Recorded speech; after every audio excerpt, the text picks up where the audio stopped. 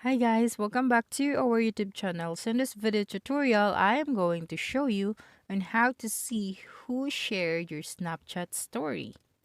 Okay, so the first thing that you need to do is just to open your Snapchat application on your device.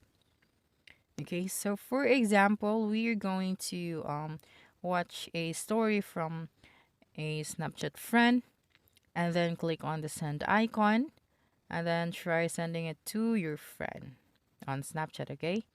Now the question is, would that user be able to see that you have shared their story to your friend? So to find out, let's just click our profile picture at the top left corner of our screen.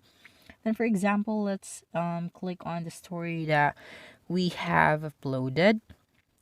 So now click on this arrow facing upward at the bottom corner. Then from there, you'll be able to see the viewers, and then the number of screenshots from your Snapchat story and also the replies.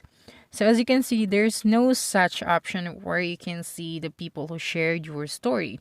So Snapchat does not have that feature as of the moment. So we hope we can have that in the near future. So that's it. That's the answer. If can we be able to see if someone shared our story on Snapchat? So don't forget to subscribe to our YouTube channel for more video tutorials in the future.